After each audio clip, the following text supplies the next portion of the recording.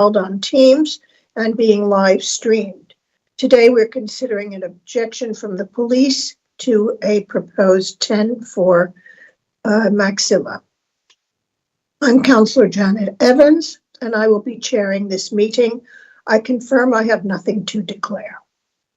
I'm joined by Councillors Dory Schmetterling and Councillor Abdullahi Noor. Councillors, please introduce yourself and confirm whether or not you have any declarations to make.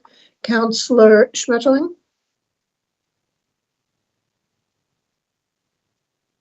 You're on mute. You're on mute. Thank you. Thank you. I am Dory Schmetterling, councillor for Pembridge Ward, which is just on the edge of the Carnival footprint. Thank you very much. And nothing to declare. Sorry, no interest to declare. Okay, Councillor Noor. Good morning, Chair, and good morning, everybody. I'm Abdullahi Noor, Ward Councillor at Golborne Ward. I don't think it's a conflict of interest, but I need to inform everybody that I will be joining Westway Board of Trustees soon. I have not discussed the application we are sent today with anyone, and I'll be sitting on open-minded on this application. Okay, thank you very much. We are joined by the councillors, Paul Phelan, is that correct? Are you here? Good morning, Chair. I'm present. Thank you so much. Thank you. Legal Officer Lindsay Lemasurier. Present, Chair. Thank you. Our committee officers, Holly Weaver, Tommy Hanmore, and Yusuf Allo. All present. Thank you, Madam Chair. Thank you. As there is always a possibility that I may lose connection temporarily during the broadcast, I'm nominating Councillor Schmetterling to be appointed as the substitute chair. Members, please confirm this nomination is seconded. Councillor I'm happy to second it, Chair. Thank you. Great, thank you. I accept. Thank you, Einstein. Okay. Councillor Schmetterling, you are the substitute chair. Before we start the hearing, there are a few ground rules. Please keep your microphones on mute until you are invited to speak. Please make sure mobile phones are on silent. Please do not use the Microsoft Teams chat function as it is not monitored. Everyone should have received the procedure for this meeting regarding the use of... Hello? You're okay? Yeah. Okay. Everyone should have received the procedure of this meeting regarding the use of cameras and how to connect back in if you lose connection. Parties in attendance. Holly, can you please run through the list of the persons wishing to speak today? Thank you, Madam Chairman. And so here we have Susanna Vaz, who is the premises user. She'll be presenting her 10. She's supported by Venue Duper and Demoy Robertson, both from the Westway Trust. They're on the call and they'll be able to support her in her presentation. For the responsible authorities, we have PC Donna Wilcox, who's objecting to this 10, and she's supported by James Rankin as counsel for the Metropolitan Police and Ian Graham, who is the Chief Licensing Officer for the police. And that's everyone we were expecting. Thank you. Okay. The procedure has been circulated with the papers. In summary, however, I confirm that the licensing officer, Mr. Phelan, shall give a brief outline of the 10. Then I will ask the premises user, Miss Susanna, to present her submission.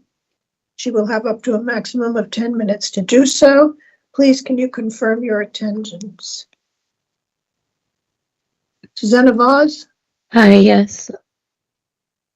Great, thank you. Questions may be asked of the premises user by the committee. Then I will ask the police's legal advisor, Mr. James Rankin, to present, and he is joined by Donna Wilcox, who may be able to assist your question. Questions may then be asked of the police by the committee, the premises user, and our legal advisor. Finally, I will turn to the governance team to see if any issues have been raised that we need to consider. There'll be no summing up by anyone, and the committee will then adjourn for 10 minutes to make our decision. We will reconvene to verbally announce the decision today, and it will then be confirmed in writing within 5 working days.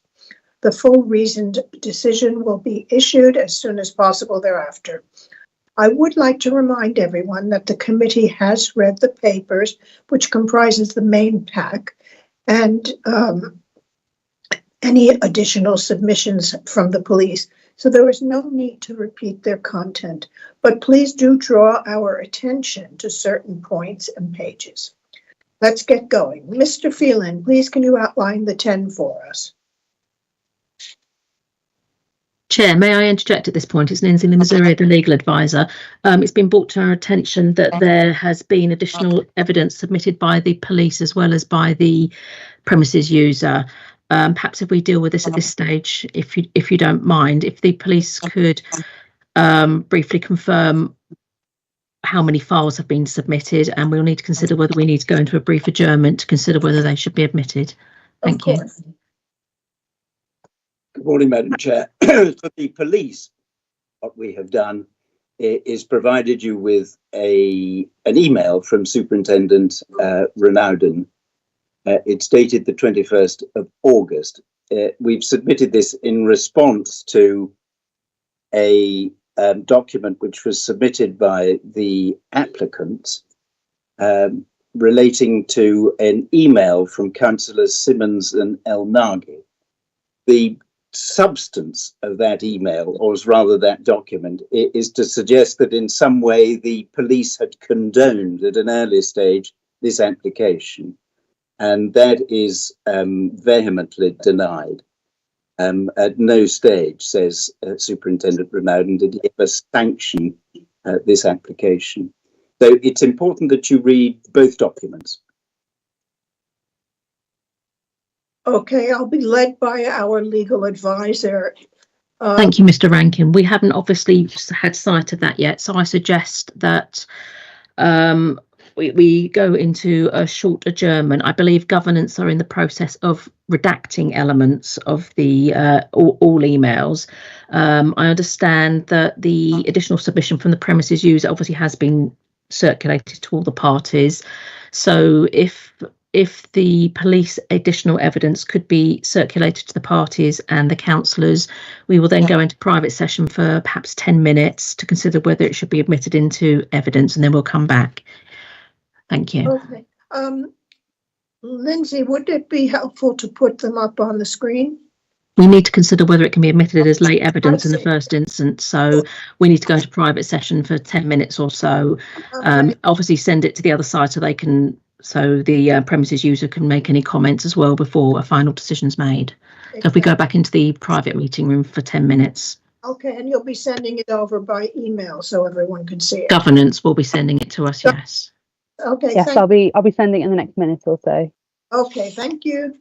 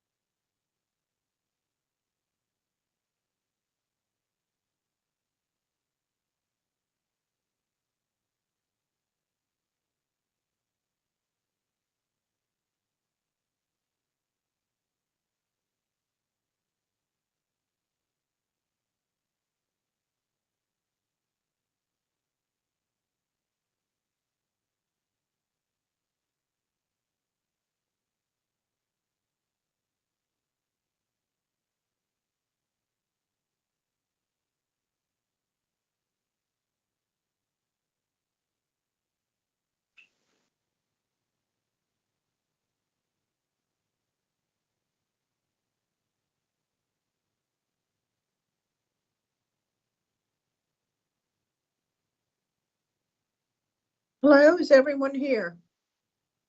Mr. Rankin, are you here? Yes, I am. Okay, and Susanna, are you here? Susanna Vaz? Okay, we'll have to wait.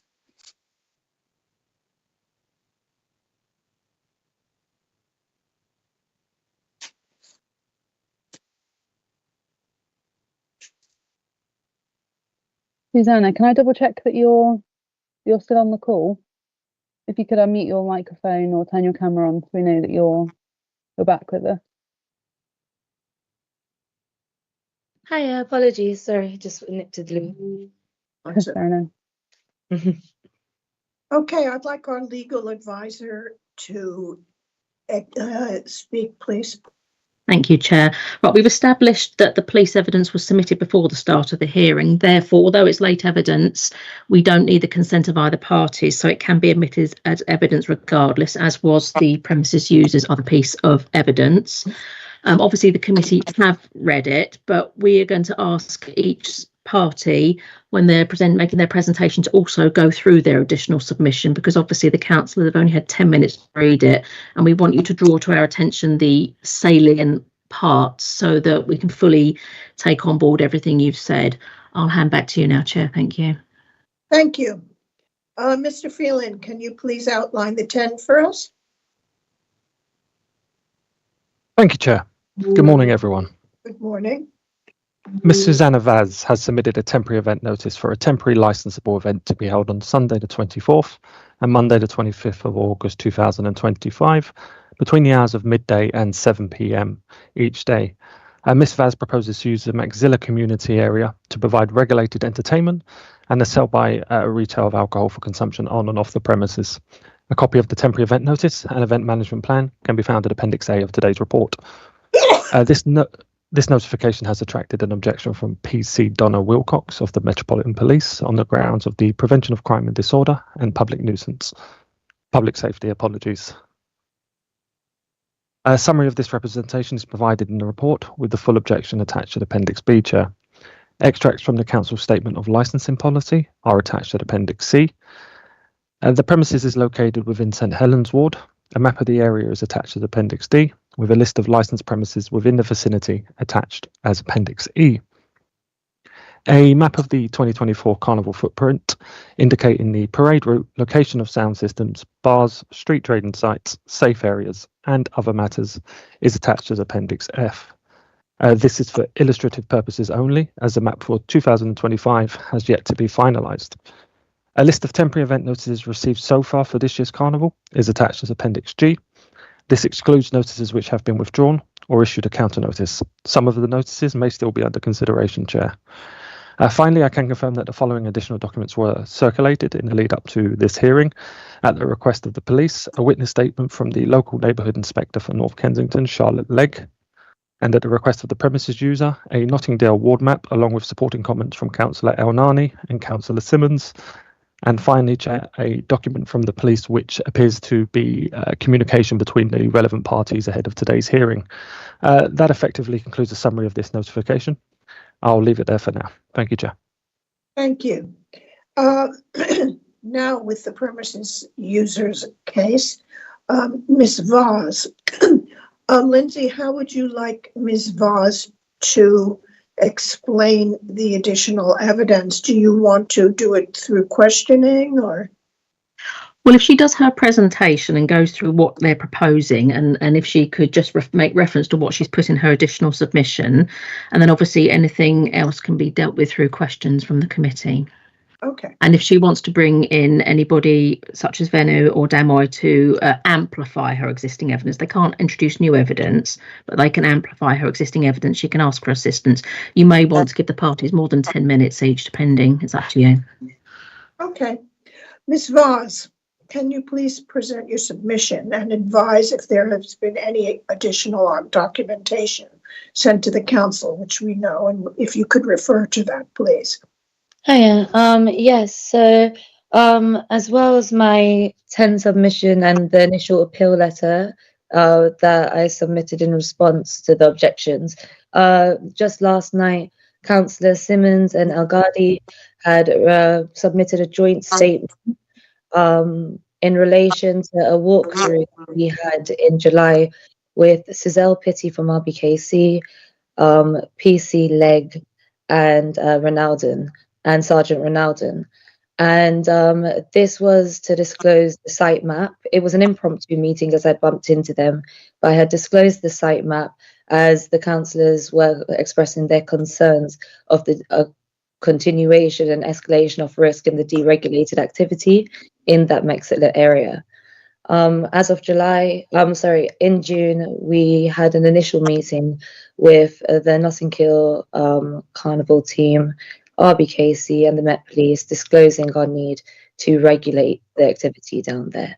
In the risks that they have highlighted in the objections, I believe that these risks will be posed and increased without the regulation of our activities, as it has been an increasing concern over the past years. And with or without us, the activity will be happening either way. Therefore, we have submitted this as well as the concerns of the councillors and support in order to make it a safe space for all visitors across the estate as our duty of care. So I'd like to now pass it on to Demoy Robertson. Hi, good morning, everyone. Just to reiterate Susanna's original statement that I have been managing the Westway Trust estate for the past, this will be my 3rd year now during Notting Hill Carnival. I have had many conversations with both Notting Hill Carnival Limited and the Met regarding the entire estate during Carnival. On June the 25th, we had a meeting with both Notting Hill Carnival, the Met and RBKC, where we did express the need to actually put in place some sort of regulation when it comes to the Mexitla area. Backing up Susanna's statement, it's important to disclose that we are not putting in this tent to ourselves run an event. What we're trying to do is actually make safe events that already happen in the area year in, year out. With Grenfell Site Memorial in the area, after 7 p.m, we've had many consultations with residents, and the area becomes quite unsafe, with many visitors to the area not understanding the importance and the historic, emotional sort of relevance of the area. And it's been within sort of our intention to ensure that things like rubbish clearance, crime, public nuisance is sort of taken into consideration, which is why we are submitting this. So just to reiterate, it's not that we want to run an event for an event's sake. We are simply putting in parameters to make sure that the activities down there are safe. And now I'd like to invite Venu to speak. Morning, Madam Chair. My name's Venu. I'm Chief Executive at the Westway Trust. I visited the Mexitla area during Carnival for the past 3 years and witnessed the unregulated activity. This includes things like 100-foot loose cables flailing over the area. It includes ankle-deep waste material, mainly raw meat, that people can trip over. It includes low-level extortion. It includes health and safety, people sleeping on stalls and then feeding people off those same stalls the following day. It really is the Wild West down there. So the way I see it, we've always positively worked with the police. We were there when they used Mexitla Walk and the Moulton Road area as an egress as a carnival valve to take crowds off Ladbroke Grove. So we witnessed that. We know exactly what that looks like in terms of managing pinch points. So I feel that we work with the police positively, and we want to continue to work with the police to make sure that we have good order down there, eliminate crime, ensure we have safety going on, and ensure young people and their families can enjoy the carnival. Just in relation to the additional evidence submitted, we're well aware of the sensitivities around carnival, increase in crime, pressure on policing, We know that it's a particularly sensitive area. We've looked at the media. What we feel is slightly unfair on this is that all that is being brought to bear on this small area that is Maxilla, which all we're trying to do is manage respectfully. So with respect, we would like to consider working with the police to bring order to this area rather than sitting in contention in a hearing. Thank you very much. Thank you. Now, any questions from the committee? Councillor Schmetterling.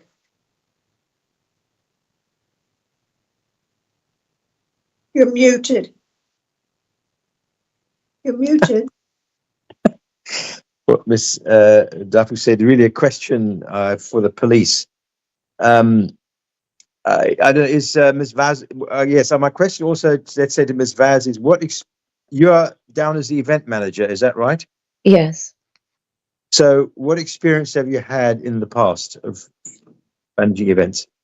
So I'm currently co-managing Acres, which is the old Subterranean, one of our venues along the Westway Trust. So we have been doing that over the past 8 months. As well as that, I have 13 years experience in event and hospitality management. This is, well, up to 499 people, although how you control that's another question. So, but what experience have you had of managing crowds of, say, 300 at least? So, as I said, in the past 6 to 8 months, we've been managing Acres, which was previously known as Subterranea, with the Moira. I don't know. I've heard of it. I don't know what that means, though, in terms Okay, of so it's crowd. an event. It's an event venue that is a event space of 550, the capacity of 550 people. Okay. We have been co-managing that event space for the past 6 months. Yeah. What I was wondering about in the form for submitting the notice, where it talks about nature of the event, but on page 10, but there's no description of that. How would you describe the nature of the event? Because it talks about other things. How would you describe the event? The nature of the event, I believe, is an event of cultural celebration and preservation. Given the area that it is in, it holds the memorabilia of Grenfell Tower, as well as the historical precedent of activities from those residents of the Windrush era. So we are just basically hosting an event to ensure the participation of local residents and stakeholders who have been running activities there in the past year, but just helping to regulate it in the preservation of that. Yes, thank you. You've also got obviously 1 or 2 people to assist you, like Jamila Bolton and so on. Yes. Is there any as far as you know, any record of difficulties with management or anything like that, or you always everything that you know has been fine? Yes, so the process so far, I've been liaising with local stakeholders and people and local residents that would normally set up down there.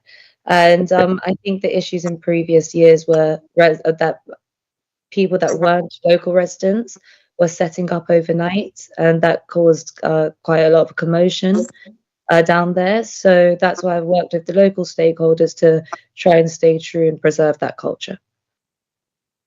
Okay, that's it for now. Thanks very much. I'll probably come back, but let's other people ask a question. No. Thank you very much.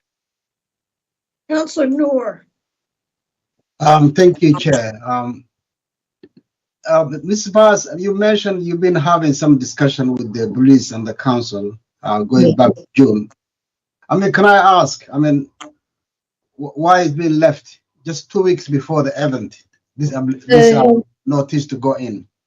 Apologies. So I was actually awaiting my risk assessment by Fort Green Security, whom are also hired by the official Carnival team to steward Notting Hill Carnival. And both councillors, the Met Police and RBKC, when meeting them for the impromptu walkthrough, were aware of that. I also had a meeting in July with both RBKC and the Met Police team of outside the footprint for Carnival, whom were also made aware of our plans and the site map. And when asked for any immediate concerns, the only concern raised by PC Leg was, can you please put sufficient notice to prevent the deployment of services down there? Thank you. My other question is, we understand there's a stall holders, people are either selling food, and it mentions they will have responsibility of their area. Yes. Can you explain that, how that works?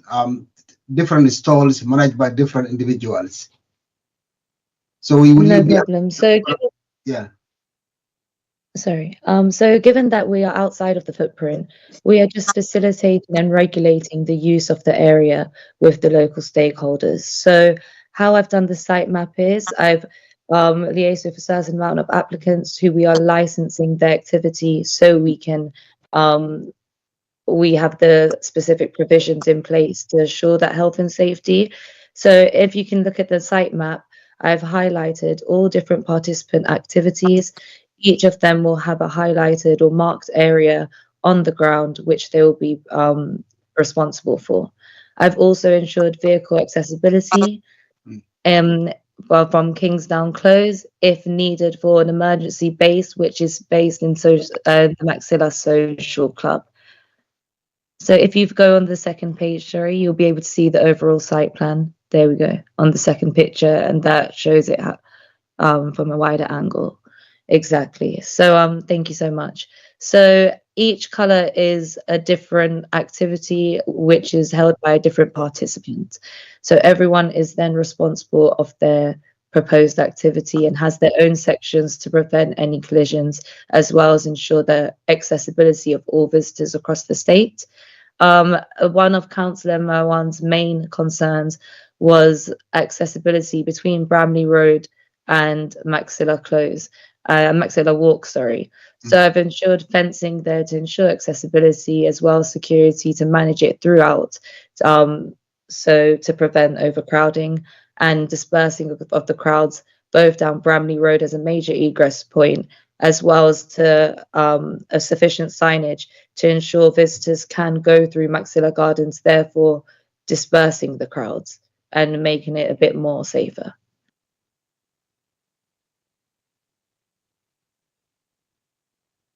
And in terms of the management of the activities, as mentioned, we have security to stop the erection of unlicensed activity for 2 hours before on Saturday, and overnight security up until Tuesday to regulate the entire area throughout, as well as Westway going to be overseeing the power and electrical health and safety risks on Saturday. So can I ask just one more question on the security element? I mean, on Maxilla Walk, coming from Samarks Road, how that will be checked in terms of security? Because we know it's a very small alleyway. If I can invite Venu. Sure. Very much. So just a slight correction there. That was a very small alleyway. It used to be 1.5 meters because the council was doing some work on Maxilla City. That's now been opened up. So actually the width is more than 4 meters. So it isn't quite the small alleyway that it was 2.5 years ago. It's sort of opened up now. We will have signage, but I think that road is kept clear by the Met Police because Moulton Road and Maxilla Walk is rightly, as the police have said, an egress point. Yes. And so that road is actually closed unless it's used as an egress point. So in terms of overcrowding, we shouldn't see overcrowding there unless it's used. Thank you, Chair. I have no further questions. And sorry, just to add to that, as where the toilets are placed as you go along Maxilla Walk towards Maxilla Gardens, the toilets are placed on the corners so we can steward the queues, and that way ensures accessibility and an accessible path from Bramley Road up until Maxilla Gardens.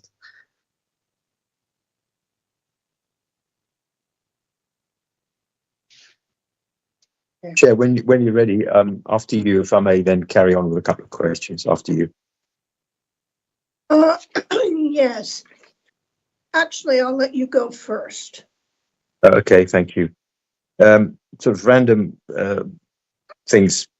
First of all, could I check, because it's not written in the documents, Ms. Vaz, the connection to Westway Trust. Are you an employee of Westway Trust or are you an external? Yes, I'm an employee. I'm a program lead at Westway Trust. Program leader. Okay, thank you very much. I was just wondering. The next one is, sorry, I'm just writing this down. The next thing is the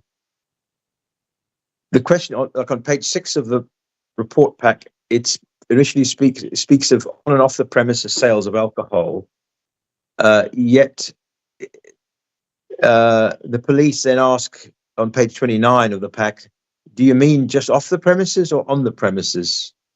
So you mean people will buy in that area you've marked and maybe take it away? And then may take it away as of the nature of the event.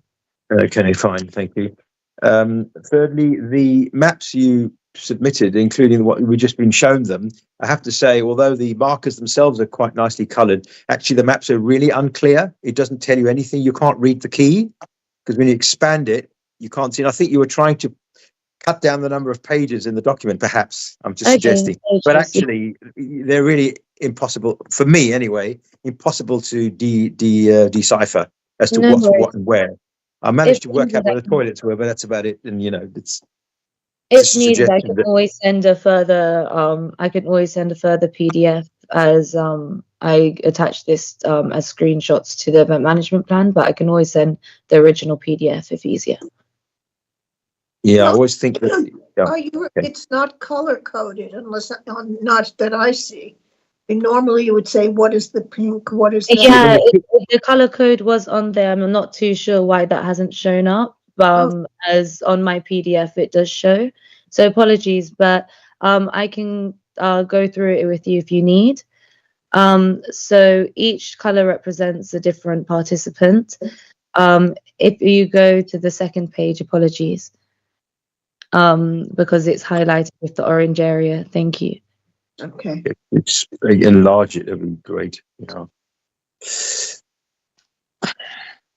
Apologies. So yes, the green highlighted space is our is the Maxilla Social Club, which is the emergency point that I've created. I've worked with Joe, who works there, and I'm creating this as an emergency base to carry out all our protocols, such as the lost child policy, which a help desk will be managed by a DBS and first aid trained member of staff. As well as that, any incidents or medical incidents, we can take the injured there, and then there's vehicle access if needed to have an ambulance or any emergency services deployed.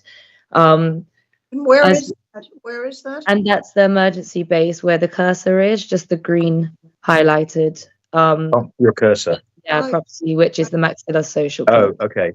Yeah. So as you can see, that is directly across Kingsdown Close, which I have ensured vehicle access if necessary to, so it's going to be kept completely clear. The light blue squares are the toilets, which go along the wall, and we are including 2 accessible toilets. Yes, and we are including 2 accessible toilets, as it is known as a family used area, as well as Maxilla Social Club, normally open to the local members of community.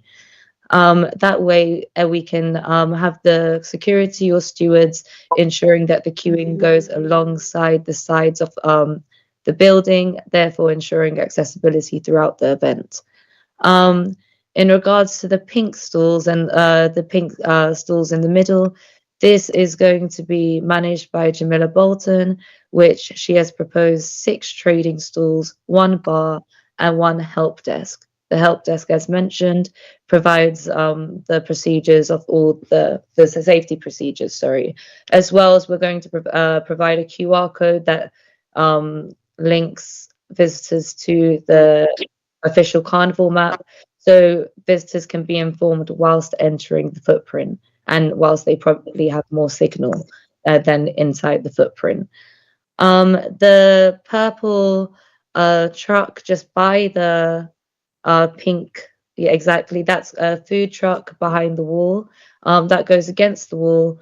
And that is a Jamaican food truck that is usually stationed down there by a local resident. The orange, thank you. Yes, the orange point is the PA system.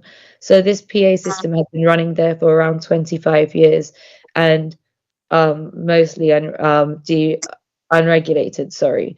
So what I've done is I've created fencing along the side to ensure the path of accessibility and to also ensure that that space cannot hold more than 499 people. That way it is a controlled space for the PA system where security is on either end of the fencing, one on Bramley Road, one on the end which can open, and they can manage to ensure the bleeding of any crowds to prevent overcrowding. I've also spoken to the restaurants in that area to liaise with them as they, as one of them has applied for tents for indoor sales. So I've and outdoor seating, which I've liaised with them and ensured in their license from Westway Trust for any outdoor seating that at the risk of in the moment that any outdoor seating proposes a health and safety risk, they will be asked to move it. So I've ordered barriers to help them with their trading at the beginning of the day, and by 2 o'clock we'll probably take it down as that PA system area builds up, as well as what if it were to. As well as that, last but not least, we have the purple point at the end in front of the chemist, and that is a Trinidadian food stall. So overall, What's the blue thing on the corner left, far left, next to the red cross? Oh no, That so one. the blue, that's the fencing. So we have Eris fencing creating the path that goes around the shops, and that encloses the space to ensure crowd management and ensure a crowd of under 499 people. As well as accessibility of that path going around, because that was Councillor Marwan's major point raised in the walkthrough. Then the red crosses highlight the oversight security, which is Fort Greene, whom whilst RBK Cecil Pitty has stated we may not have emergency services deployed down there, they do have access to the emergency service network of the official carnival footprint. So in the event of a major incident, they can liaise if necessary. As well as that, every participant has their own security. Thanks. Could I then finally ask, just go back to that, but talk about the stalls or the red stalls and that? I mean, yes. Any sort of other sub-managers, if you like, subcontracted managers? No, it's Hello? just Jamila Bolton. Bolton. I see. I want to ask, what experience? Well, just the experience of running large events or having events with large people, large crowds. I mean. So I'd like to call Moira Robertson in, as Jamila Bolton is representing House of Vibes, whom also have experience, I believe, for the past 15 years running events and running stalls in Portobello and Acklam, so within the footprint. Mm-hmm. Hi there. So I've managed Susanna for the past 6 months during her time at Westway Trust. I've overlooked all the trust carnival activities for the past 3 years. So I've been a second voice on all of these documents. I've gone through it, I've thoroughly checked it, ensured that things like security, crowd management is in place. I'd also like to repoint the fact that we have 3 first aiders who will be on site, as well as first aid kits, as well as looking at putting in defibs also. I have managed the Westway Trust area at Acklam Village, Portobello Green Arcade, as well as Portobello Green and the Canopy, which is a much larger space. So all of those sort of findings over the past few years have now been reiterated and taken down at Maxilla with all of these things into consideration, with an event space of much greater than sort of 499 as well. Okay, thank you very much. Sure. Okay. Mm. I have a few questions. First of all, can you tell us a typical reveler? Show us where they will come in and how they will be checked, who's counting the body count, where they'll be standing, and do you have any SIAs? So visitors will come from the top of Bramley Road or the Okay. bottom in this. Can the cursor follow what Miss Vaz says? So at the bottom of Bramley's Road, I believe most visitors will come through here as it's by Shepherd's Bush. So that is the main egress point. And what they would usually do is go up Bramley's Road onto St. Mark's. But if anything, where you can see our first security guard where the cursor is, that is where the accessible path I've created will be, and we'll have sufficient signage to show that that there is an activity happening just behind those walls, so then it can redirect people and disperse the crowd into the carnival footprint both ways, rather than just all coming straight through Bramley Road. Okay, so then we go in, they have the stalls there, and then they have the sound stage.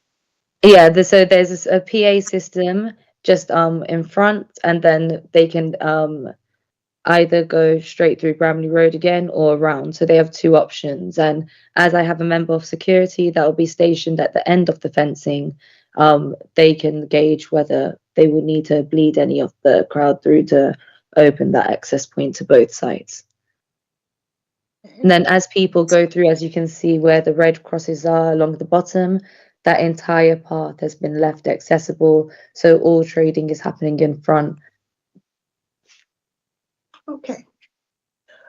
Now, my legal advisor will tell me if I'm allowed to ask this. I'd like to turn to Mr. Robertson. Mr. Robertson, you mentioned you managed Acklam Road. Correct, yes. Okay. There were issues with Acklam Road, as you know. And am I allowed to mention that, legal? So can we just have clarity from Mr. Robertson? When you say you've managed Acklam Road, which part of Acklam Road were you? Acklam Village, so the part that sits within the Westway Trust estate, which is under the Westway flyover. So it's currently where the sort of food market usually is on Fridays, Saturdays and Sundays. So the Acklam Village area. Okay. I think the question that the council is probably asking is, has there been any issues in that area in the past, in the Acklam Village area?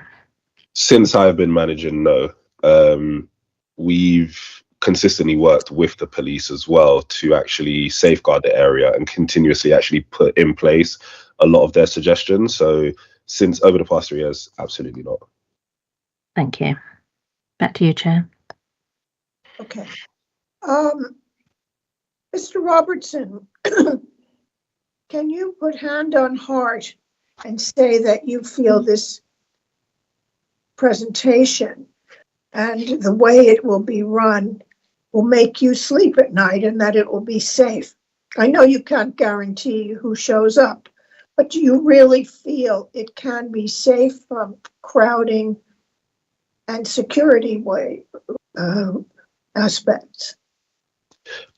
Yes. The major concern that I have with the objection itself actually is the fact that without these things in place, it's completely the Wild West, as Venu mentioned. Everyone is aware of that. So we have dedicated an immense amount of budget to this project as well. We have security overnight. We have security throughout the event.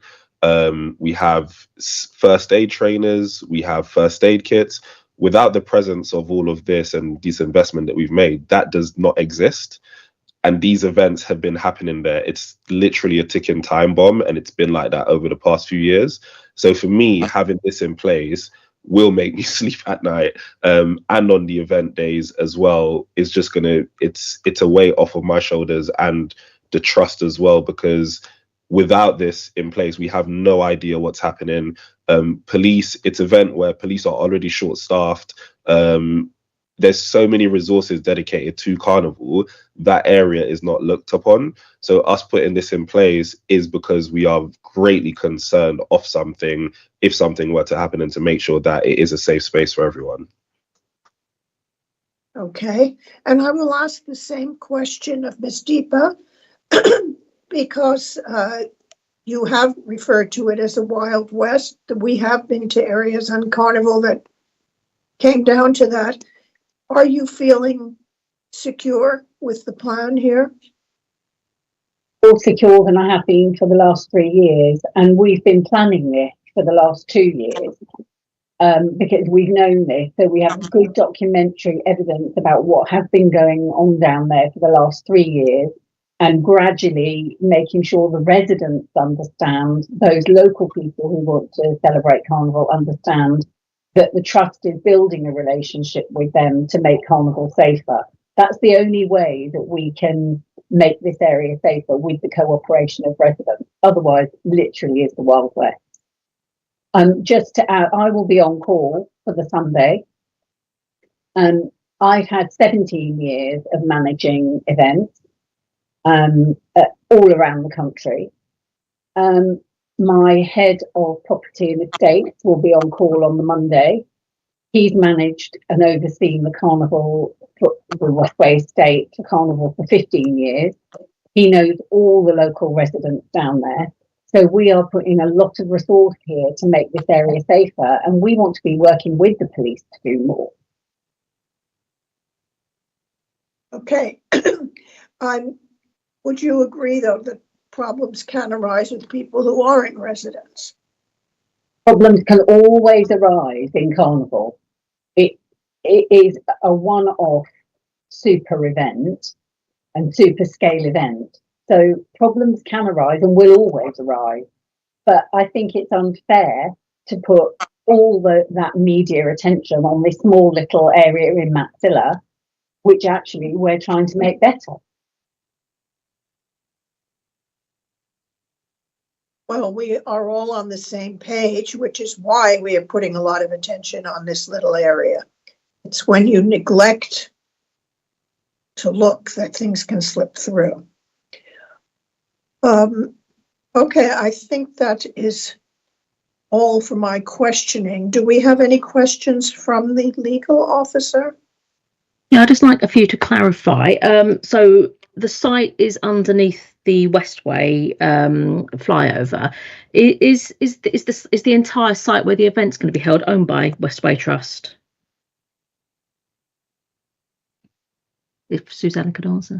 Yes, so the land is there. I believe there are a few properties on Bramley Road that are by RBKC. However, the outside land is Westway Trust and where our event is.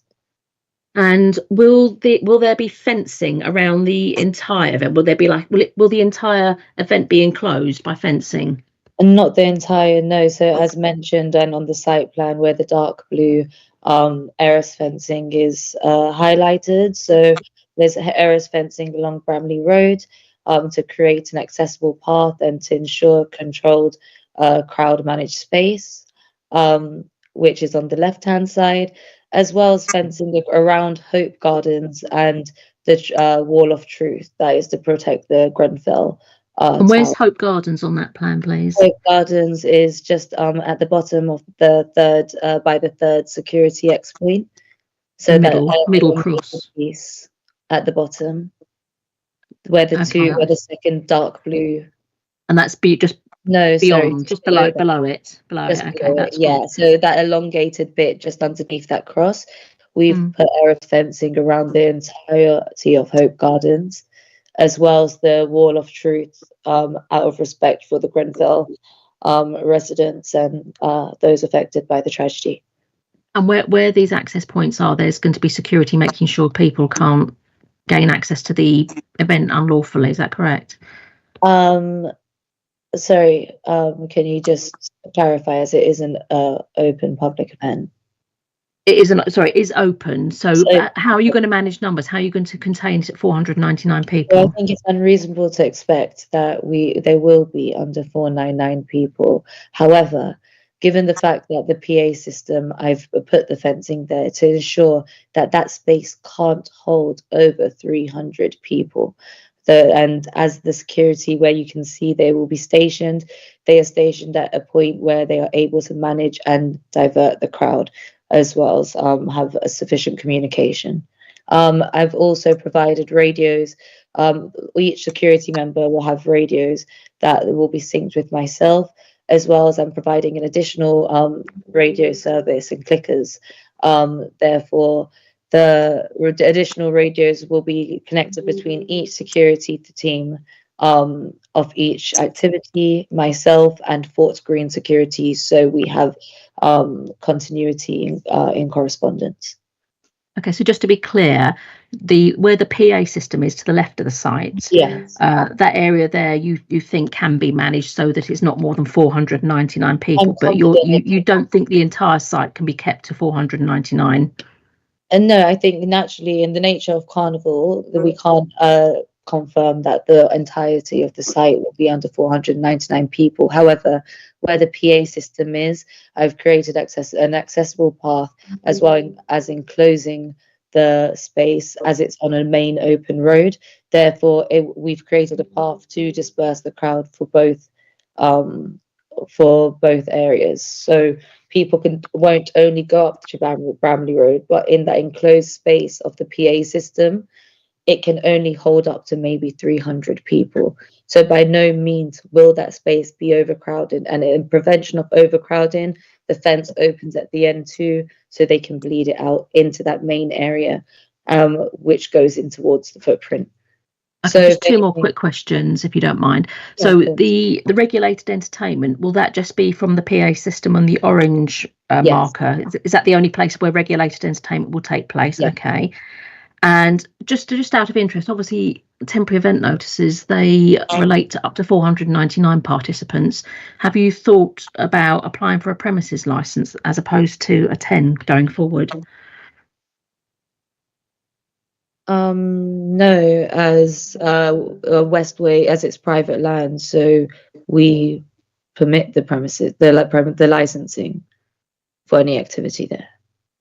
Okay, I think you probably need a separate, you need obviously permission to carry out licensable activities. Okay, that's all my questions for now. Thank you. Back to you, Chair. Sorry, I'd also like to raise that in regards to the objections with health and safety, the paramedics on site, as well as the toilets and waste collection. All of these are based on outstanding inquiries that are yet to be determined by RBKC via Suzelle Pitti. Thank you. Thank you. Okay. And legal advisor, do you want to just explain to Ms. Vaz why you are suggesting that they get a premises license in future? I'm suggesting it because for a temporary event notice, the maximum capacity is 499 persons, and she's implied that apart from where the PA system is, which is a smaller part or a section of the site, they can only pretty much guarantee that there'll only be 499 persons in that area, not the entire site, which will make it difficult because temporary event notices are limited to a capacity of 499, whereas premises licenses aren't, which is why I've suggested that. Okay. You understand, Ms. Vaz, yes? You understand why this Yes. is? Yes, I understand. However, as Kingsdown Lane is, Kingsdown Close will be closed. Yeah, I do believe that we can disperse the crowd. Either way, as it creates a new path for them and for the crowd awareness too. Okay. Now questions from the police. Mr. Rankin? Thank you, Chair. You accept then that controlling the numbers or restricting the numbers to 499 is an impossibility for you? That must follow. If I can invite Demoy Robertson to support me in this. Yeah, so I can speak on this. With the space being a through road, people are coming and going. It's not an area of congregation. All our SAIA staff have clickers. So in the event that the space becomes overcrowded, crowd barriers can be deployed. So it's not that 499 cannot be guaranteed. It's just that the space is a through road that people naturally walk through to get to Carnival.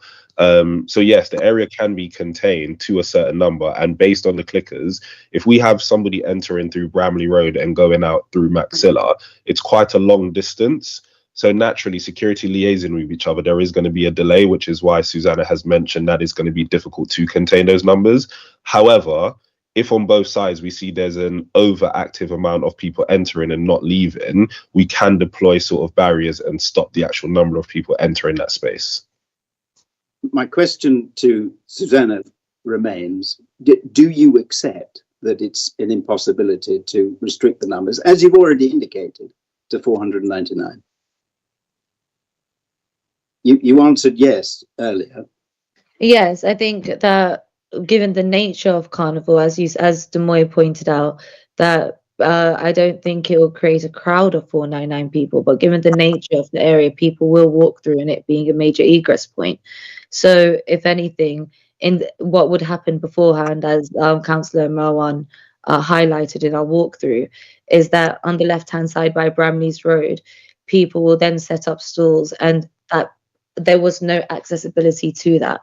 So I think there could be... My question relates to actually keeping a lid on the numbers and an acceptance by you that that is the case, that you cannot do so. If I can invite Venu to support me in this answer, thank you.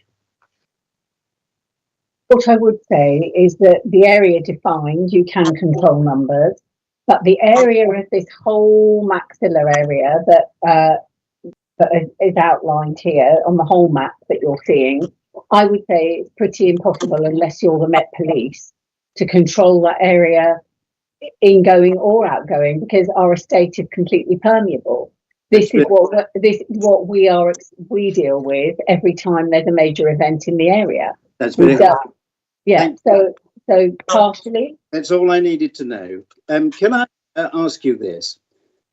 The Carnival itself is a long time in the planning. Notting Hill Carnival Limited, the Westway Trust, the police all sit down months in advance of the Carnival itself, and they plan every eventuality that they can.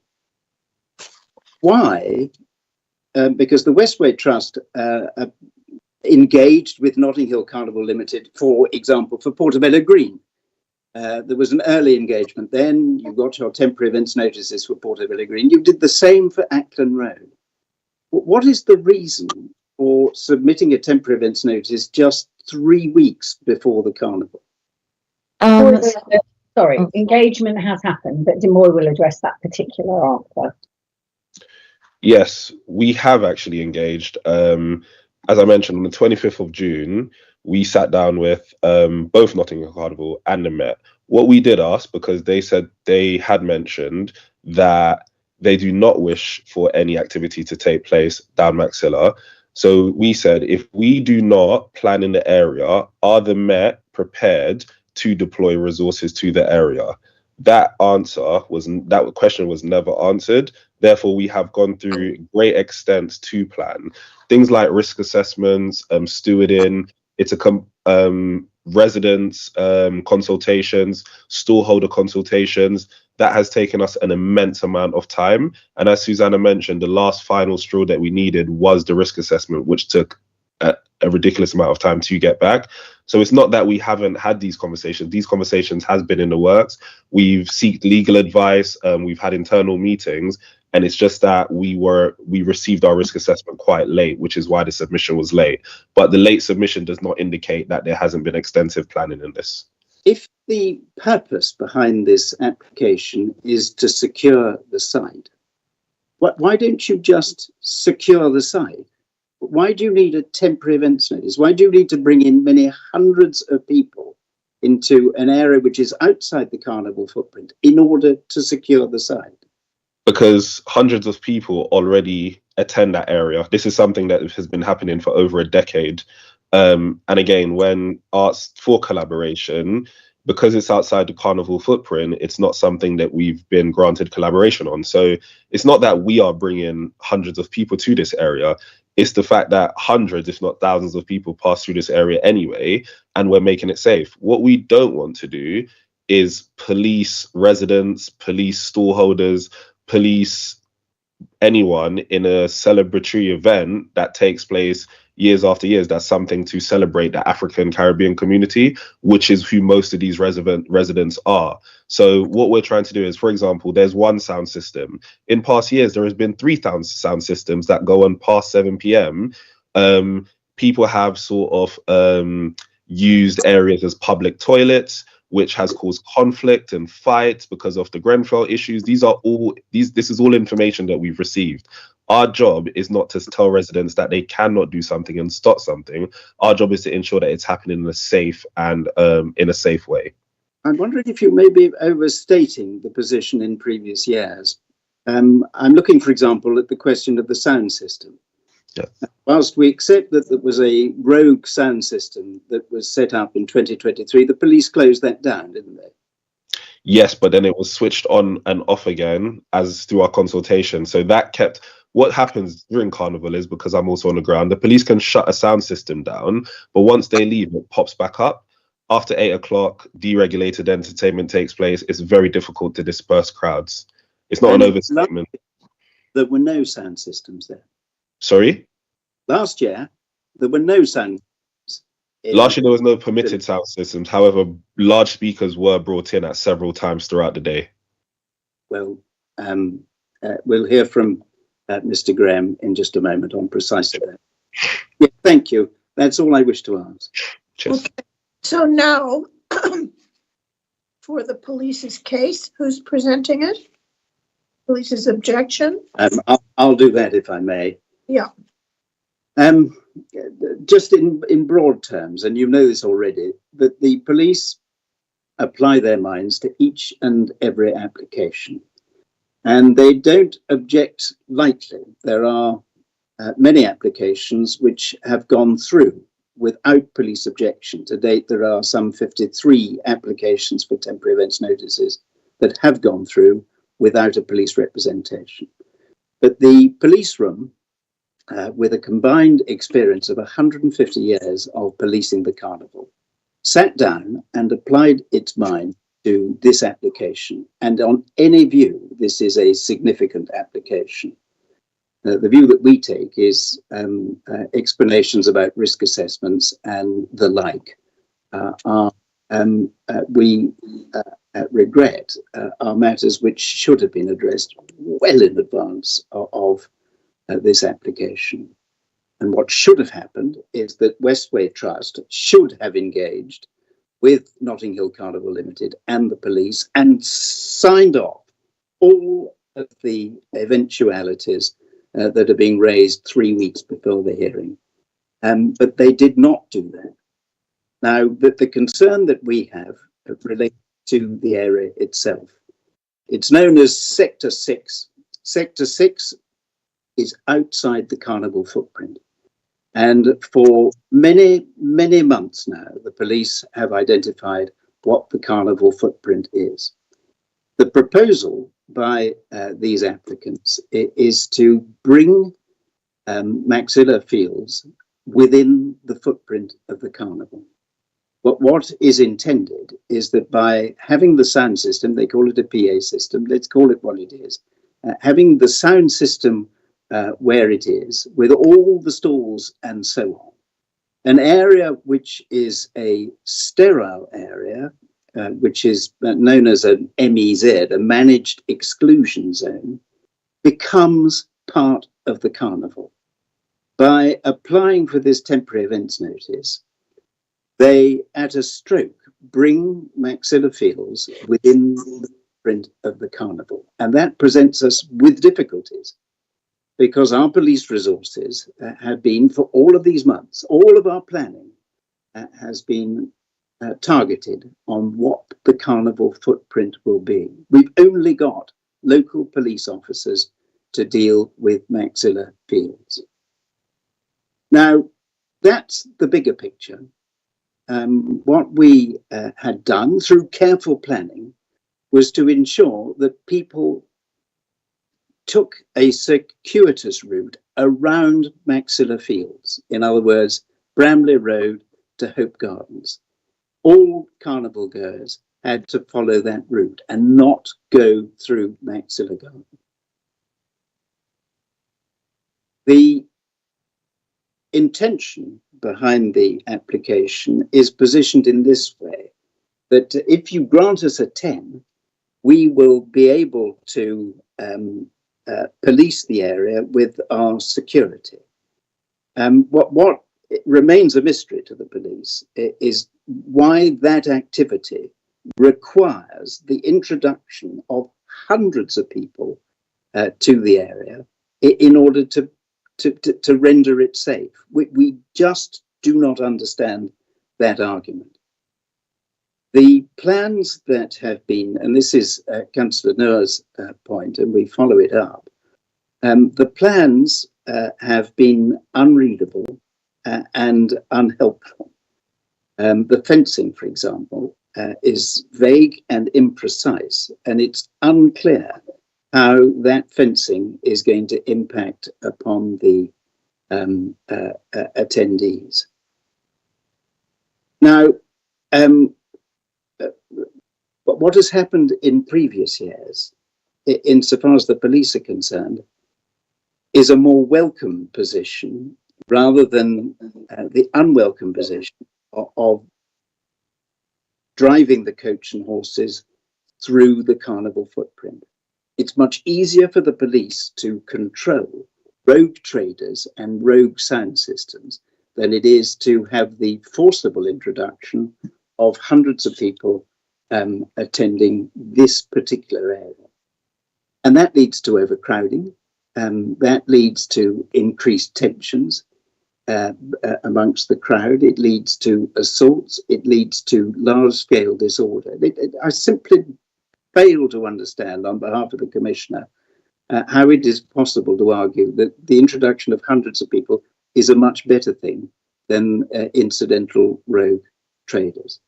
So it severely impacts on our ability to police the carnival in the way that we would like. And we look to the licensing subcommittee for support in it. You will know that we are the principal source of intelligence for you on matters of crime and disorder.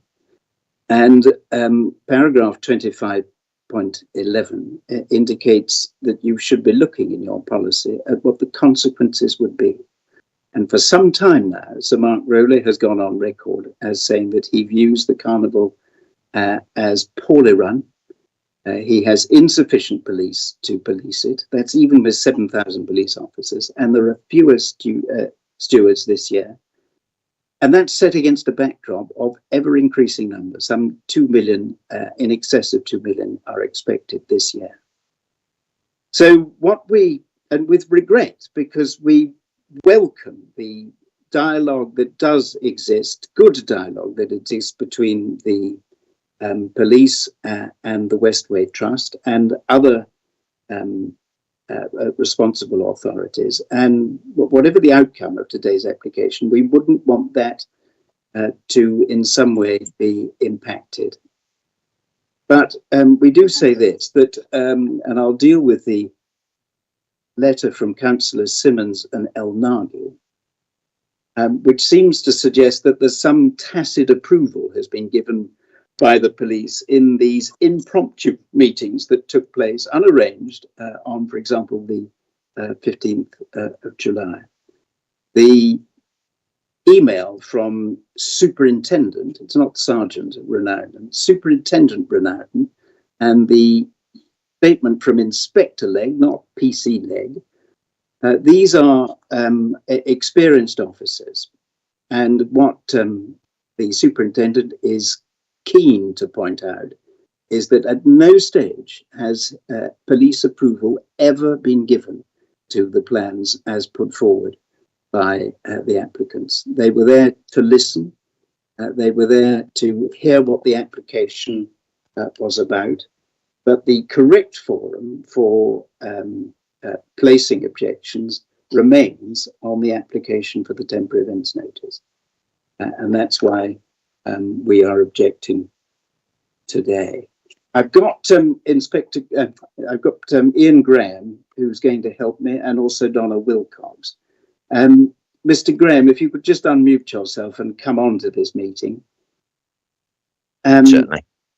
And explain this in simple terms. Is there anything about the application that you've heard today, anything about the explanations from Susanna or from Venu or from Denoy that provide comfort to the police? Chair, I've not heard anything today that gives me comfort. In fact, I am now more concerned as we've had confirmation that maintaining numbers is going to be impossible. That there are clearly an indication that a PA system is now a sound system. And we know that a sound system in that location as has been pointed out by Ms. Vaz and Mr. Robertson, has in the past caused noise and problems, and we've had to deal with that.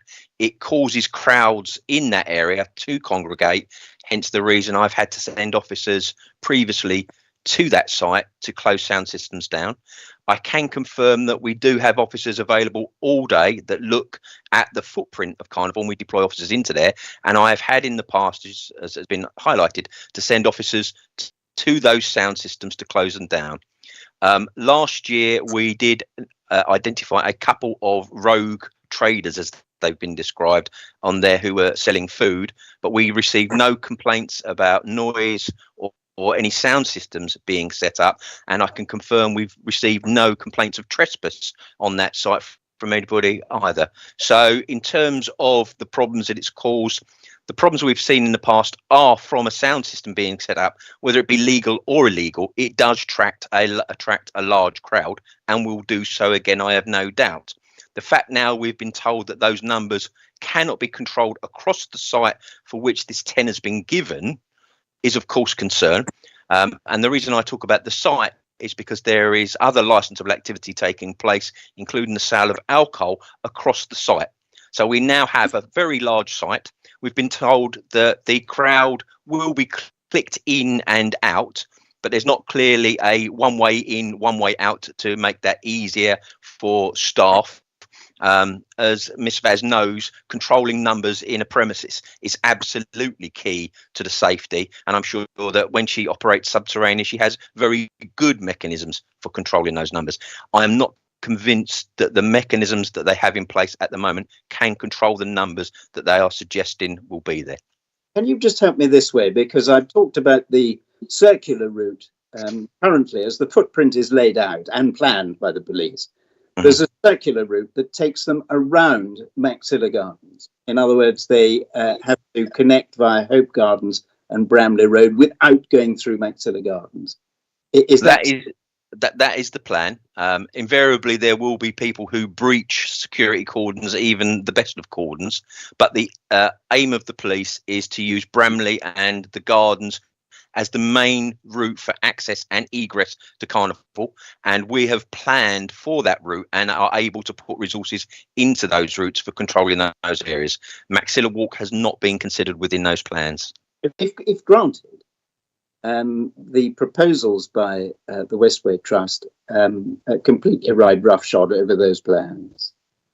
We would have to reconsider our policing plan at this late stage. I'm aware that that would create us incredible difficulty. As you can imagine, Chair, the resourcing for Carnival takes many, many months with 7,000 officers.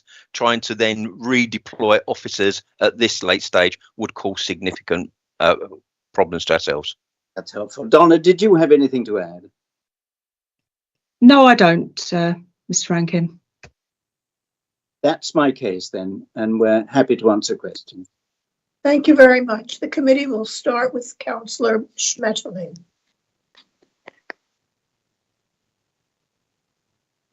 I think you're on mute.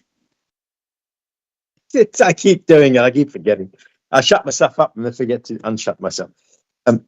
The question of this meeting mentioned by the councillors in the additional document, you say was just an informal thing. Clearly, there's a slightly different perception of what happened at this get together. But I suppose the big question that arises from all this is, given what the notice giver has said about the effect, one of the reason of doing this is security. If they do not do this, won't there be the Wild West as before? That's my main question. Well, I think the response to that can be given by Ian, but I understand the police position. We'd rather deal with that than we would the many hundreds of people being brought into the site which we hadn't planned for. So are you saying, so I was going to say, are you, just to add to that, are you saying that in past years it wasn't particularly crowded? In past years, in 2023, we had to close down a sound system there. Des Moines says, well, it reopened a bit later on. There was no sound system there last year, and a couple of rogue traders that we had to deal with. But it may be that the depiction of this area as the Wild West may be an statement. Is that position, Ian? Councillor Schmetting, in answer to your question, we haven't seen Wild West scenarios. We have seen issues that we have had to deal with, predominantly, as has been highlighted, around the egress of Carnival when that sound system did set up, and it impeded the close down of the footprint as people were then brought into that area and remained in area. The purpose of the close down Carnival is to clear the site and surrounding streets as quickly as possible to ensure that some form of normality can return to the entirety of the footprint in those early hours. Okay.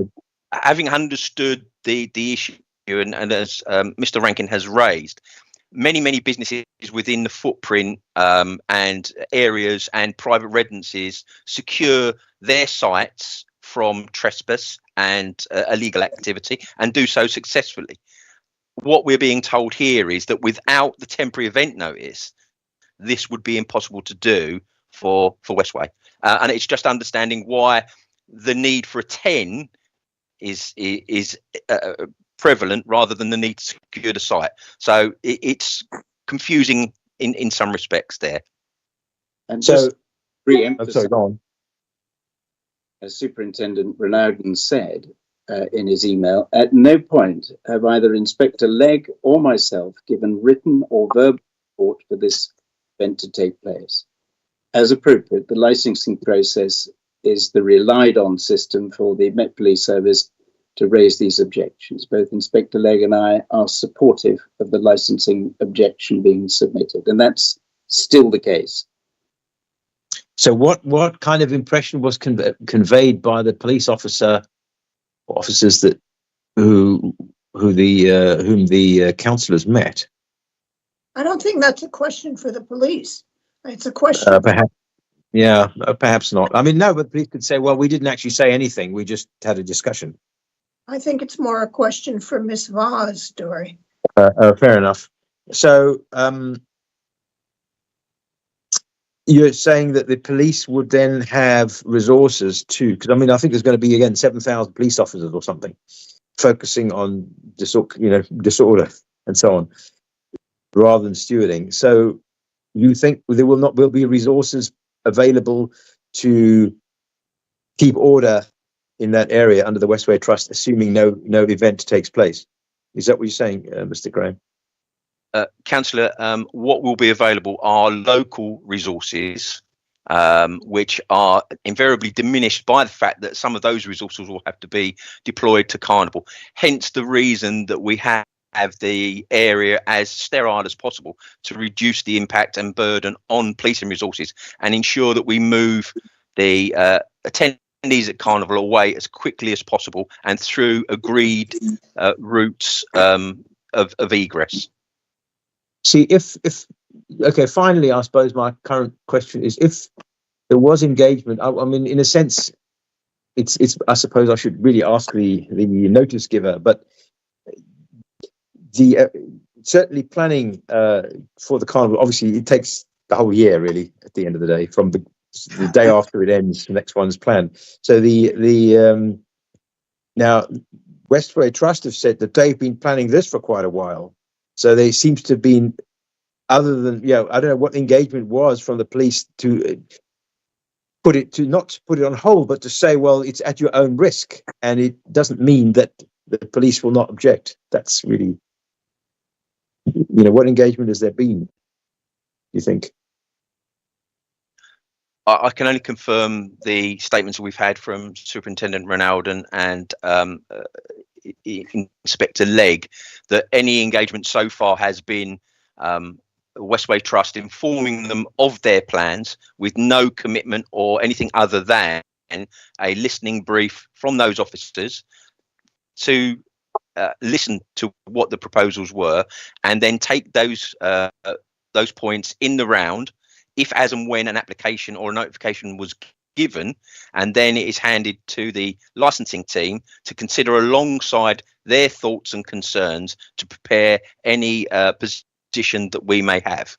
As Mr. Rankin has pointed out, this notice was only given relatively shortly before Carnival, so to plan now would be impossible. I think, again, if this was a week before or a week after, we'd be having a very different discussion. If this was 2 miles away, we'd be having a very different discussion. But this is the fact that it is the time and the location of this 10 that causes the concern. Okay. Actually, just one other final thing occurred to me. In Ms. Legg's additional document, in Inspector Legg's document, she emphasises the let's say the significance of Hope Gardens, but Hope Gardens is not within the area; it's next to it. So I'm just wondering why she was so concerned about that. Unfortunately, I don't know. I can only rely on what she's written in her statement. If she's mentioned it, then obviously she has a reason to mention it in keeping that location secure or otherwise. Thanks very much indeed. Okay. Hope Gardens is where the Grenfell Memorial Garden is that correct? Yes, that is correct. Yeah. So actually, Hope Garden is an area that's preserved and used as a remembering area for Grenfell, which is behind the Maxilla Walk, which is where we fenced off. Right. So obviously you want to protect that. Correct. Yes. Okay. Now, Councillor Noor. Thank you, Chair. Before my question, can I just make a small clarification? Mr. Rankin mentioned that I raised question of fencing. I think that was Doris who raised, maybe, but I haven't raised question on fencing. But my question is, which is related to Doris' question, is we've been in the Carnival area for quite a long time. Personally, I live locally. We know there's a police resource reduced for the Carnival this year, and the police has a reasonable cause to believe that there will be a crime, there will be a safety issue. Having said that, I mean, we heard from the presenter of this team that whether they secure the place or not, this 100 bill will be coming because of the Carnival. So for them, they're doing the best for the community and for the area to put resources and staffing to make it better. So 500 people coming in without them will cause more trouble to the police and to the area in general. So how will you see, I mean, that Maxilla Walk being empty, no activities taking place, and those 100 people are walking through to reach Carnival or leave Carnival? I mean, how do you see that?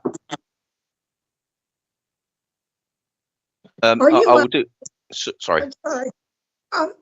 Councillor Noor, are you asking that in either scenario they still need security, and what that security will be and who's responsible? Is that what you're asking? Whether or not I'm asking, yeah, there's a need for security, but if Westway is putting in resources to secure the place, and all the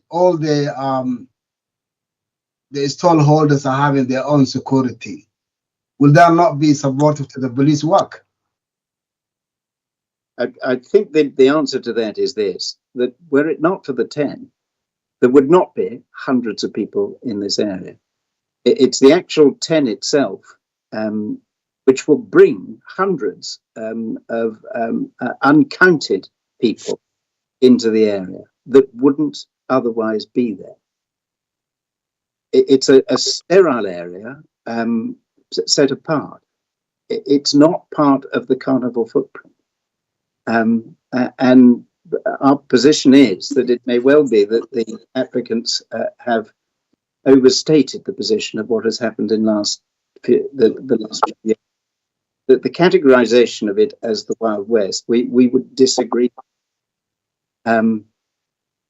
So the point is this: the application itself seeks to bring hundreds of people into the area that wouldn't be there.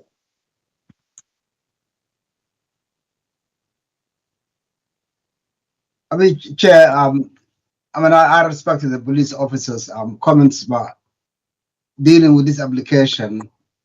I mean, I see the point of the teen notice that this bill will be here by anyhow, whether they secure or not.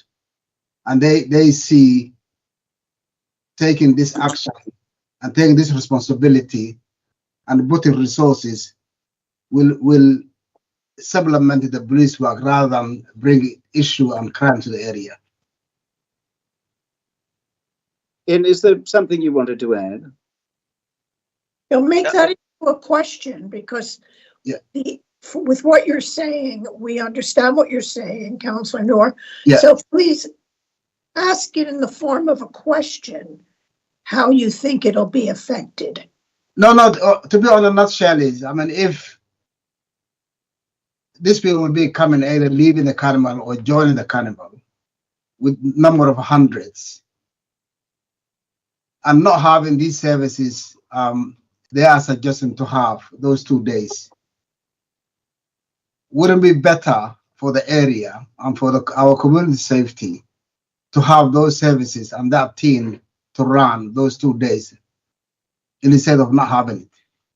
Well, the answer to that is no. Okay. Thank you. Okay, can I clarify something with Ms. Vaz? Don't you normally have people out there anyway, or not? How will this change your team that'll be out there? If you don't have anyone there, or? Generally, no, not at all, as it's not part of the footprint. So as it's outside of the footprint, it's not a regulated area. However, given the increased concerns and reports this year of Hillsborough waiting to happen and bottlenecks, we have gone in to regulate this space to prevent the escalation of any risk and any commotion or issues down there amongst residents and stallholders. Okay, thank you. That leads me to my question of PC Graham. Can you tell us the fact that this is outside of the carnival footprint? What issues does that create for you? Are there procedural issues or practical issues? Can you explain that, please? Outside of the footprint, so these are predominantly policing issues in the sense that this is an area that we have maintained as sterile, and we put resources into that to maintain it as sterile as possible. Clearly recognising that there are residents who will need to access and egress that site, but to all intents and purposes, anybody attending Carnival is steered away from this site. We can't obviously secure that site because it is private property. However, if the Westway Trust, as the property owners and users, choose to secure that site to prevent any illegal trespass, that is of course a matter for them. And in such ways, in securing that site, that would assist. There is no disagreement there. The fact that there is a requirement to have a temporary event notice to bring people into that site actually adds to our burden rather than decreases our burden. Okay, that clarifies a lot. Also, can you tell us where, I know, again, for PC Graham, can you tell us where ambulances can get in and out? Your police will be on foot, correct? Most of them? Yes, there will be vehicles inside the managed exclusion zone. So there are vehicle access passes available to residents, although most of the parking in the area is suspended. I'm just thinking of where we are based down at Kensington Aldridge Academy, so I know the area quite well. The whole area is can be opened up by police, depending on where the emergency service is coming from, and there are managed access points and access points that will be able to be opened up should that be required. Okay. However, there are, as far as I'm aware, there are no ambulances stationed within that MEZ per se. But there is possibility for egress. Yes. Okay, that's it from me. Committee, do you have any further questions? Thank you very much. Now, Ms. Vaz and your team, do you have any questions for the police, please? I have a question. Sorry, Mr. Rankin and Mr. Graham have suggested that it's a temporary event notice that brings hundreds of people through the area. So are you suggesting that if there is no temporary event notice, that hundreds of people will not be passing through this area, and this hasn't happened in previous years? Yes. Is there any evidence of that? Because we have years and years of evidence as well as consultations. The Westway Trust is a 365-day around estate. We work very closely with the community. So mentioning that hundreds of people do not pass through Maxilla Walk at Carnival, I don't think that's correct. I see your evidence and raise it. I have 150 years of experience, Carnival experience behind me. Perfect. And with the area being secure, you mentioned a breach. Could you clarify on what a breach is?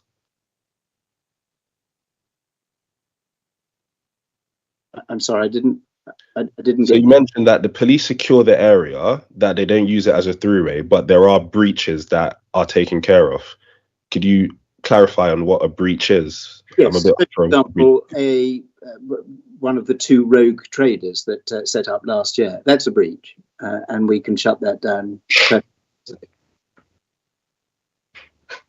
Okay, perfect. So the understanding is, out of the stalls that we have confirmation of each of those stall holders that they continuously trade there year in, year out. We also have confirmation of the sound system that they are there year in, year out. The evidence of these two stall holders, can I ask why that wasn't submitted in the objection to then say that we are overstating rather than sort of pacifying what's happening? I think we're not exaggerating what's happening at all, but can I ask why any of that was not presented in the objection to say that this is actually quite a quiet space, people don't congregate here, people don't walk through here? It was. If you look at the letter from Inspector Legg, or the statement from Inspector Legg, it was submitted. And in respect of what we, it's an overstatement of the position there. Phrases Wild West have only been introduced in this hearing. Mr. Graham, you're probably able to better answer the question of whether there have been sound systems in this location year on year on year. What's the actual position, please? As Mr. Rankin, you kindly pointed out, in 2023 there was a sound system that was operating at the back of a van under the Westway, and of course, if you can imagine the size of a small van, you would think that it wouldn't cause a great deal of disturbance, but under the Westway it became amplified and then started to attract and bring people in from Bramley Road who were egressing Carnival into that area. That's what caused the problem. It was the provision of those facilities the illegal facilities on this case that caused the problem. The street traders that we identified last year didn't have significant crowds around them. They were spoken to. They informed us that they were on private property and had the permission of the Westway Trust. We had no reports from Westway Trust that any trespass had taken place, so we would have to take that as a given at that point. So, as we say, it's not just the provision of those elements, it's the elements where there is an intention to provide regulated entertainment which will attract a crowd, encourage them to linger, provision of alcohol on and off the premises, for which is the 10 notice has been given, which again indicates the intention to encourage people to linger in these areas, the provision of additional stalls, etc., which will encourage people to remain in the area. Despite it being described as a thoroughfare, it is clearly intended to encourage people to stay and linger in that area. And we've been told that there is no way that you can manage those numbers to 499. With the fact that there will be throughput, as you say, again, managing those numbers, the temporary event notice is unequivocal, and the numbers have to be no more than 499 people, including staff. So that means everybody on site has to be included in your numbers. And you have not given any confirmation to me that you can satisfactorily do that, and therefore would not be in breach of your temporary event notice should we visit at some point.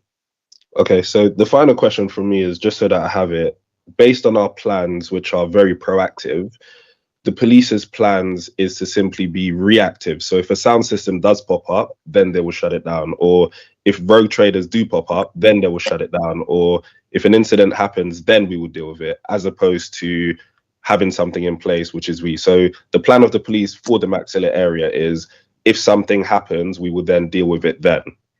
Just so that I understand. The plan of the police is to have local officers on patrol in that area. If they identify a concern or risk, they will call it into potentially my team who are dealing with licensing matters, or the local authority, or other officers. The problem is that the resources are focused towards the carnival footprint, not areas outside of the footprint. So anything would have to be dealt with in the first instance by local officers. And if it required me to take officers off the carnival footprint to deal with issues in that area, there would of course be concerns.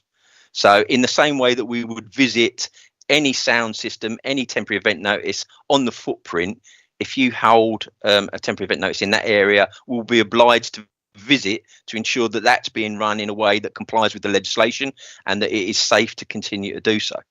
So yes, there will be a degree of proactive and reactive policing. Thank you. Okay, I have a few hands up. First of all, I see one of our lawyers wants to interject. Heidi. Thank you, Chair. I just wanted to clarify one point. When you're considering a 10, there is a prerequisite. So regardless, putting aside what is planned, the prerequisite is a 10 cannot go above 499 persons. That is a basic element of a 10. If it is going to go above 499 persons, then applicants need to apply for a premises license. So that is a basic concern here, and it's been and there has been evidence that it can't be secured. So I want to make that clear. That is a basic requirement of a 10, which will have which the committee will need to consider. Thank you very much. Thank you. And I see that Ms. Deepa, you would like to say something? Yes, I have two questions. Go ahead. The first is I'd like to know whether Ian Graham or James Rankin have been at Maxilla Gardens during Carnival, as I have been for the last 3 years, to witness the crowds themselves. And secondly, I'd like to ask what evidence James Rankin has that the Westway Trust wishes to bring this area of Maxilla Gardens and Maxilla Square within the Carnival footprint. Thank you. I can answer the second question. You've applied for an area which is outside the footprint. It must follow that your intention is to have 499 or more people in that area, which is outside the Carnival footprint. Ian, have you been to Maxilla Gardens during Carnival? Mr. Rankin, I can confirm that I've not personally been to Maxilla Gardens during Carnival, as my role is to deploy officers over Carnival. I base myself in Kensington Aldridge Academy, which is a couple of streets away, and I've heard the sound system from Maxilla Gardens, and I have deployed officers to that area who have fed back to me the scale and nature of those events that are occurring there. So I can confirm that, albeit secondhand, I am fully aware of the activity that occurs in and around Maxilla Walk. So you haven't witnessed it yourself? Neither. Sorry? So neither of you have witnessed it yourself? I have been up to Maxilla Walk on a late evening. It would probably be, I have to say, probably 3 years ago. I went to Maxilla Walk. It was probably about 10:50 at night. Fine. The answer is no then, really. No, you asked me if I've ever been to Maxilla Walk, and the answer is yes. No, I said, have you witnessed the events throughout the day in Carnival at Maxilla Walk? And the answer is you just said no. You're hearing reports secondhand from your officers. Thank you very much. Sorry, PC Graham, don't you have cameras and drones up there? You have a whole setup with which are able to have bird's eye views. We do, Councillor. There are 2 points there. The first is that those tools are used on the footprint, and secondly, that Maxilla Walk is entirely under the Westway and not visible from above. Oh, okay. Thank you. Okay. Now our legal officer will ask questions unless Ms. Voss has any additional queries. Ms. Voss, do you have any questions?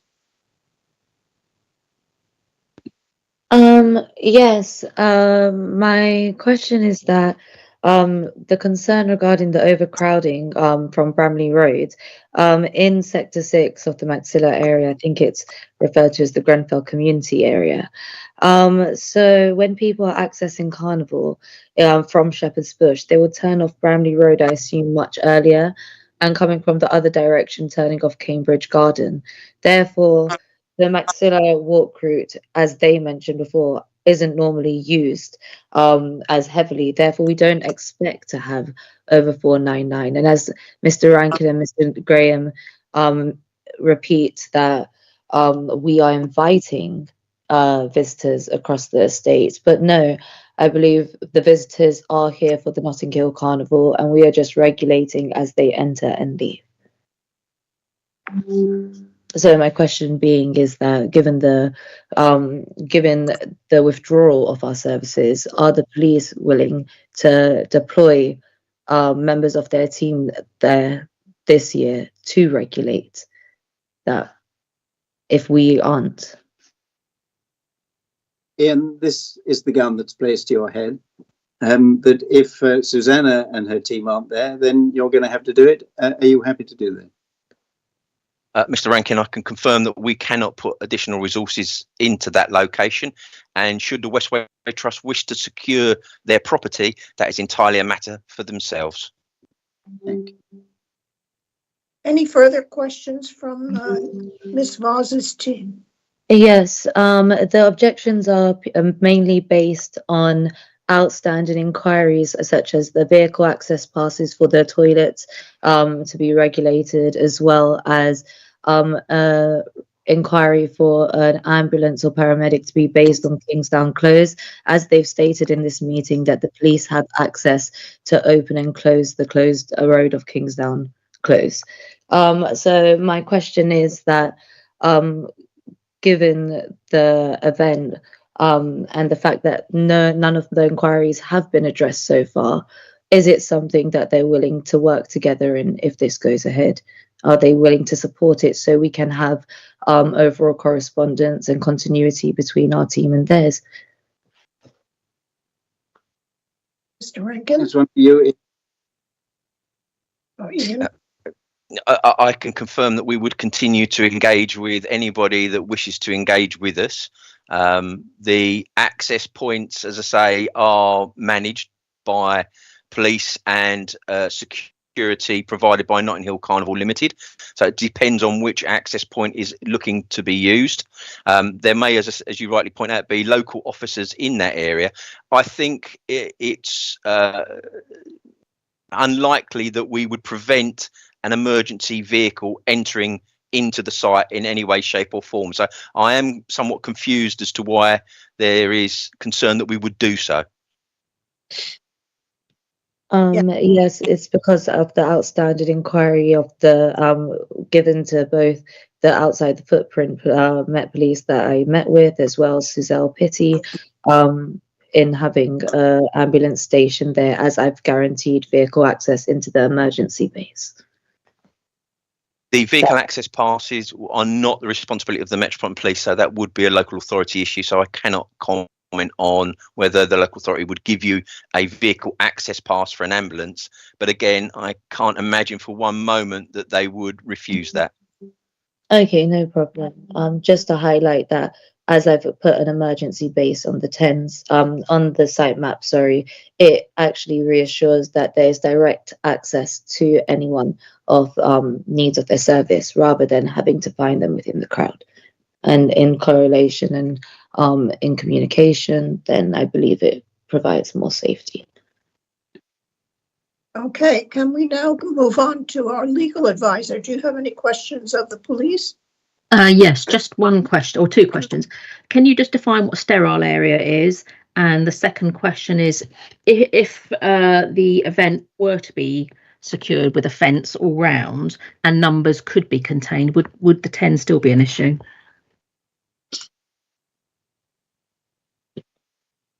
Ian? In terms of what is a sterile area, I would refer to Inspector Legg's description, which I think is perfectly clear. By sterile, what we mean is that the general purpose of that area is to keep it as free from the general public and vehicles as possible, to ensure that that area, for whether it be within the carnival footprint for emergency dispersal into, or in the case of this area, which is linked very much to Grenfell and the surrounding areas, is kept sterile for those purposes. Also, part of that sterile area is to encourage people away from walking through those areas and around onto the main routes and roads that would take them away from the carnival or bring them into the carnival and to transport hubs. I'm sorry, could you repeat your second question, please? The second question was, if the area could be secured with fencing all round, so there wasn't any issues, any open areas, and if numbers could be contained because of that fencing, would the police still be objecting? I think we would. Unfortunately, this late in the day, it's difficult to say that we would or wouldn't be. We would have to give it due consideration. And I think if we'd have had that information in the first instance, we could have given it further consideration. But as I say, from the information supplied now, it would be very difficult for us to say yes or no without further consideration and consultation, in particular with those officers that will be responsible for policing that area. Thank you. Back to you, Chair. Yes, Mr. PC Graham, can you tell me, in future, if Ms. Vaugh's team would like to apply for next year, what should they do in terms of police engagement to make this work? I think it's always going to be difficult because there is concern over the size and depth of Carnival as it stands. Increasing the footprint will probably always have additional concerns, not just from the police, but from Notting Hill Carnival Limited, obviously whose event this is. So I think anything that's going to add to that burden without additional resources is going to be of concern. That being said, I think if there were discussions that took place and has been discussed and suggested by your legal representative that a premises license were to be applied for that area and adequate conditions could be put in place and managed, then of course we would consider and discuss those matters with the applicant for a premises license in that area. As it stands, it does appear to me and to colleagues to be wholly inappropriate for a temporary event notice. Okay, and what would you suggest? Is it possible to protect the Hope Garden, the Grenfell Memorial Garden? Again, that would be a matter that we would need to discuss with council colleagues around how that could be secured and who would be providing and paying for that security. I don't imagine it would be a policing matter if that makes sense. We would be responsible for responding to any crime in that area, but the actual security provision, fencing, etc., would probably be a local authority matter. Okay. Anyone else? Then we'll move on for, do our licensing officers have anything to add? Nothing to add, thank you, Chair. No, and our legal officers are satisfied. Governance, do you have anything to add? Nothing further at this stage. Thank you, Madam Chairman. Okay, we've reached the end of the meeting. The committee now has all the information needed, and we will retire to make our decision in private session. Normally it takes 10 minutes. I think we should come back at noon because this is quite this will involve quite a bit of discussion. So I would ask everyone to reconvene here at 12 o'clock. Thank you, and I will meet the committee in the other room. Thank you, everyone.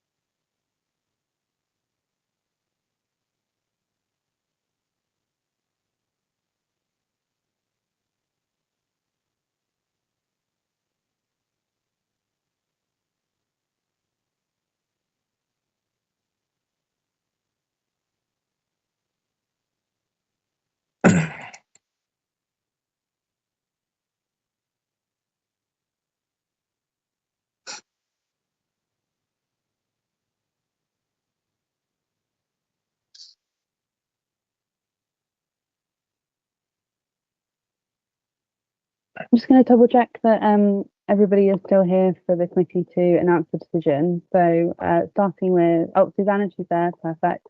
Thank you. Demoy, are you there? Yes, I am. Yeah. Perfect. Thank you. Donna? Yeah, I am. Thank you. Ian?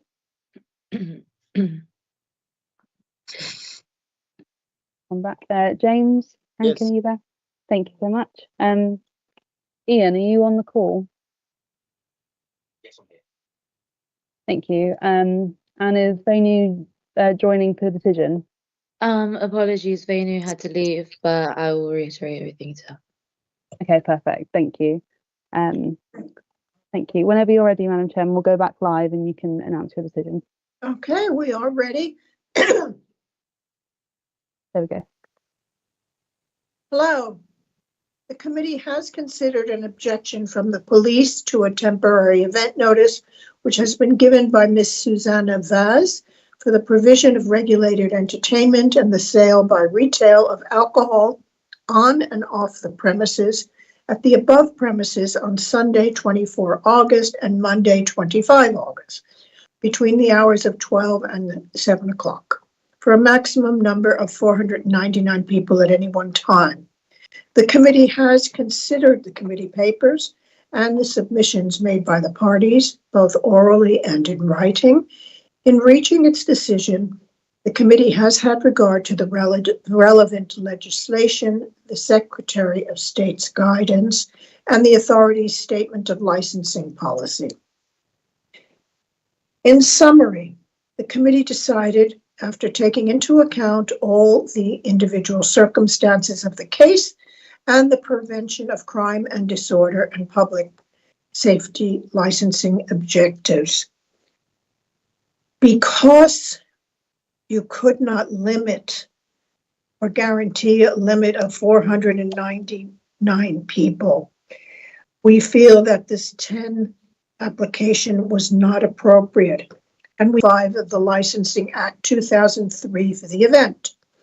This notice means permission for the licensing activities requested in the 10 has not been approved. The committee decided that allowing the 10 would, in this instance, undermine the prevention of crime and disorder and public safety licensing objectives, and it determined to issue a counter notice under Section 105 of the Licensing Act 2003. A copy of the reasoned decision will be provided without undue delay. Ms. Vaz, we would like to suggest for next year, please apply earlier and engage earlier and get the police to work with you to make a plan. But do remember that if you cannot guarantee 499 people only, that you will have to apply for a premises license. Okay, thank you very much. You presented very well, and we thank everyone for their time. Thank you, Chair. Thank you. Thank you. Very much.